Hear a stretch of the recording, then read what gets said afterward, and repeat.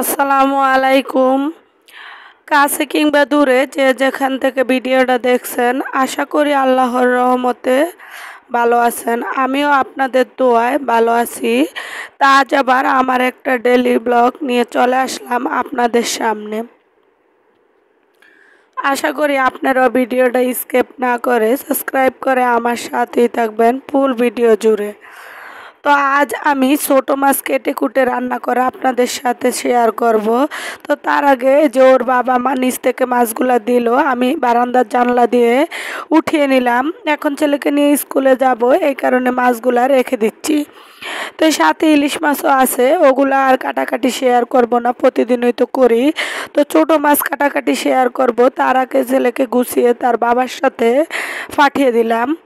আর এদিক দিয়ে আবার ছেলেকে স্কুল থেকে নিয়ে আসলাম। আমি টুকিটাকি কাজ করে নিয়ে আসার সময় কিছু পরোটা, তন্দুর রুটি, সিঙ্গারা যে যেটা খায় নিয়ে আসলাম। এখন ঘরে এই ডালের তরকারি ছিল, ভাজি ছিল, সব কিছু মিলিয়ে এক একজনে এক একটা নাস্তা খাওয়া দাওয়া করে নিব। তো নাস্তা টাস্তা করে আমি ছোট মাছগুলা কেটে কুটে আপনাদের সাথে রান্নাটাও শেয়ার করব। তো এই যে আমাদের বলতে বলতে নাস্তা খাওয়া হয়ে গেছে। তো এখন আমি কি কি ছোট মাছ আনলো এটা আপনাদের সাথে একটু শেয়ার করতেছি। এখানে হচ্ছে গুড়া চিংড়ি মাছ 1 কেজির মতো নিয়ে আসছে।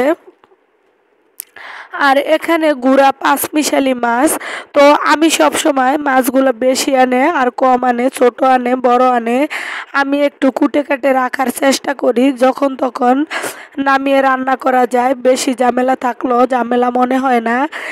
এই কারণে তো আমি কোনো সময় মাছ আকুটারে রাখি না, আর আমার ভালোও লাগে না পরে নামিয়ে কাটাকাটি করতে, এই কারণে।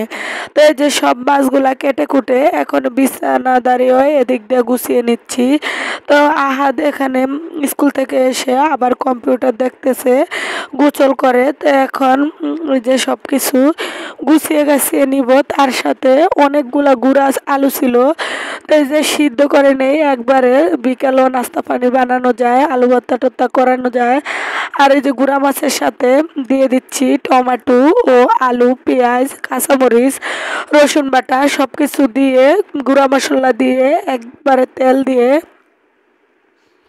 আমি মাখিয়ে মাছটা বসিয়ে দিব। তো কে কে এভাবে গুঁড়া মাছ রান্না করে খান অবশ্যই কমেন্ট করে জানাবেন, আর কিরকম লাগে এভাবে রান্না করলে। তো কাছে কিংবা দূরে যে যেখান থেকে ভিডিওটা দেখছেন অসংখ্য অসংখ্য ধন্যবাদ। অনেকে দেখছেন হয়তো সাবস্ক্রাইব করেন না, প্লিজ দয়া করে একটা সাবস্ক্রাইব করবেন, সাবস্ক্রাইবের পাশে থাকা বেল বাটন চাপ দিবেন। এদিক দিয়ে বেগুন আলু ভাজি করব। তো রান্না করতেছি আর একটা একটা করে রুম ও ঘর গুছিয়ে নিচ্ছি। তো এদিক দিয়ে আলুগুলো সিদ্ধ হয়ে গেল, সব রান্না বান্না হয়ে গেল, একটু ডো করে নিচ্ছি। বিকালে বিকালে আলু পরোটা বানিয়ে নিব, এই কারণে একটু আটার ডো আগে থেকে গুলে নিচ্ছি। আলু তো অনেকগুলো সিদ্ধ করে নিচ্ছি, এখন এক একটা এক এক কাজে লাগিয়ে নিব। আর এখান দিয়ে আমি পেঁয়াজ, বড় মাছের লেঞ্জা ও একটু বড় ইলিশ মাছের লেঞ্জা ও পেঁয়াজ সব কিছু দিয়ে ভর্তা বানিয়ে নিলাম। এদিক দিয়ে লাল শাক ভাজি করলাম, আর এদিক দিয়েও ওদের জন্য ফ্রাইড রাইসের মতো আগের বার দিয়ে একটু ভাত রান্না করছিলাম সকালবেলা। তো একটু ছিল, এখন আমি খেয়ে নিচ্ছি, তাহলে নষ্ট হয়ে যাবে, এই কারণে। তো দুপুরকার খানা দানায় অনেক কিছুই রান্না করলাম দেখলেন ছিল। তো আমার যা যা দিয়ে খেতে মন চাইছে আমি তা তা দিয়ে খেয়ে নিচ্ছি, আর ওরা ওটা দিয়ে খেয়ে নিব। তো বিকালবেলা আবার ফাঁকে অনেক কাজ টাজ করে।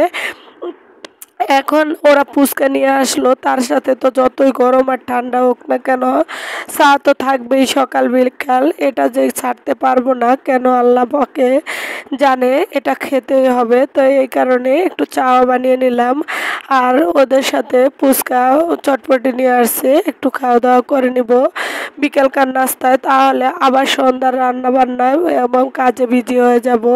তা আজ এখানেই কথা বলতে বলতে ভিডিও আপনাদের সাথে শেষ করে নিব। তো কোনো ক্রমে কোনো দিকে যদি একটু হলেও ভালো লাগে, কেউ যদি এই পর্যন্ত সাথে থাকেন অবশ্যই একটা লাইক কমেন্ট করে শেয়ার করবেন, আর একটু হলেও ভালো লাগলে অবশ্যই একটা সাবস্ক্রাইব করবেন। আল্লাহ হাফেজ।